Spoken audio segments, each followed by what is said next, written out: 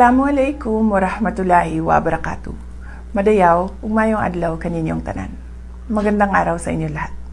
Ngayong araw, ibabahagi ng Office of the Vice President sa inyo ang naging resulta ng taus-pusong serbisyo at katapatan sa bayan sa buong taon ng 2025. Medical and burial assistance. Alam nating malaking hamon ang pagkawala ng pondo para sa ating social services ngayong taon. Ngunit sa bawat krisis na hinaharap ng ating kababayan, kailangan ng gobyerno ng matatag na solusyon. Hindi kami pumayag na maging dahilan ang kakulangan ng budget para maputol ang serbisyo. Sa halip, nakipagtulungan kami sa ibang ahensya ng gobyerno at nagtagumpay na makakuha ng alternatibong pondo. Dahil dito, nananatiling bukas ang ating assistance windows nitong taong 2025. Nakapagbigay tayo ng tulong sa 4,643 na Pilipinong may karamdaman. At nakatulong ang ating burial assistance sa 1,377 beneficiaries. Ito ang pruweba na kung may puso at paninindigan para maglingkod, laging may paraan para tulungan ang ating mga kababayan. Disaster relief and relief for individuals in crisis and emergencies program. Ang OVP ay laging handa sa panahon ng krisis. Ang ating Disaster Operations Center ay patuloy na naghahatid ng agarang tulong. Sa kabuuan, umabot sa 73,054 na pamilyang Pilipino na naapektuhan ng kalamidad ang ating natulungan. Kabilang dito ang 9,129 na pamilyang nakatanggap ng donated items. As part of our rapid response to the 6.9 magnitude earthquake in Cebu, and the Mount Canlaon eruption, OVP distributed 2,514 bags of 25 kilo rice. Kamakailan, personal kong pinangasiwaan ang relief operations sa Negros Occidental at Cebu para sa mga pamilyang sinalanta ng magkasunod na bagyong Tino at Uwan. Hindi rin natin kinalimutan ang ating mga bayaning frontliners at rescuers.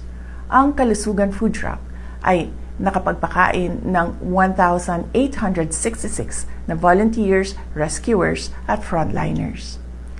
Sa pamamagitan ng ating RICE program, nakapaghatid tayo ng kabuang 56,575 bags of rice and essential food items sa mga response zones.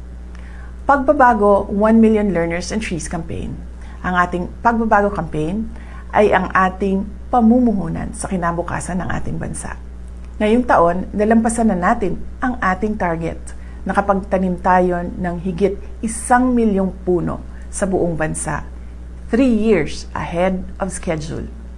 Bilang simbolo ng dedikasyon, inakyat ng ating team sa Southern Mindanao ang Mount Apo, ang pinakamataas na bundok sa bansa, para magtanim ng tinikaran trees at markahan ang ating millionth milestone. Ang ating Million Learners Campaign naman ay nakapagpamahagi na rin ng 460,272 bags. Direkta itong nakarating sa mga remote areas tulad ng Ubo-Manuvo Indigenous Peoples Learners sa Kidapawan City. Magnegosyo taday. Ang pag-ahon sa kahirapan ng bawat pamilyang Pilipino ay prioridad natin. Sa pamamagitan ng Magnegosyo Taday, nakapagbigay tayo ng suporta sa kabuuang 15 groups at 2,245 aspiring entrepreneurs ngayong taon. Libreng Sakay Program. Ramdam natin ang bigat ng presyo at bilihin at pamasahe. Kaya napakahalaga ng ating Libreng Sakay Program. Ngayong taon, pinalawak pa natin ang programa kasama na ang Tacloban City kung saan malaking tulong ito sa mga estudyante at pamilya. Ang libreng sakay ay nagbibigay ginhawa sa budget ng mga pamilya upang mapunta ang pera sa pagkain at edukasyon. Mula Enero hanggang Oktubre, ang ating libreng sakay buses ay nakapagsilbi sa 875,176 na commuters nationwide. Accountability and operational excellence. Ang ating determinasyon na maglingkod ay sinasabayan ng dedikasyon sa good governance at operational excellence. Dahil sa ating digitalization efforts, binigyan tayo ng special citation mula sa Development Academy of the Philippines dahil sa ating paperless challenge. Nakapag-save tayo ng mahigit 3.2 milyong sheets of paper. Ito ay patunay ng ating commitment sa efficiency at sa kalikasan. Ito ay bahagi ng ating araw-araw na operasyon. Mula sa mahusay na financial report ng OVP Finance Team, nakuha natin ang unqualified opinion mula sa Commission on Audit, ang highest audit rating. Ito ay malinaw na indikasyon ng ating transparency at fiscal integrity. Lubos po ang aming pasasalamat sa lahat ng aming mga OVP partners na binigyan natin ng isang pasidungog noong buwan ng Hunyo. Ang inyong pakikipagtulungan ay kritikal upang matagumpay naming maihatid ang napapanahon, mahusay at makabuluhang serbisyo publiko sa ating mga kababayan. Mga kababayan, patuloy tayong lalaban sa kasakiman ng mga iilang mataas na opisyal ng ating pamahalaan.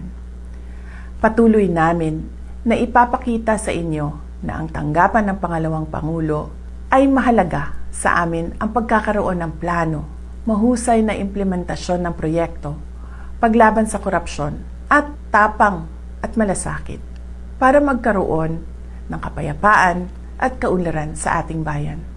Patuloy po tayo maging matatag sa mga hamon ng krisis at patuloy na maging mapagmahal sa ating bayan. Gikan sa tibuok opisina sa Vice Presidente, naghinaot mi sa inyong malipayong pagsaulog sa Pasko ug kasadya sa inyong bagong tuig. Mahalin natin ang Pilipinas para sa Diyos sa bayan at sa bawat pamilyang Pilipino. Syukran.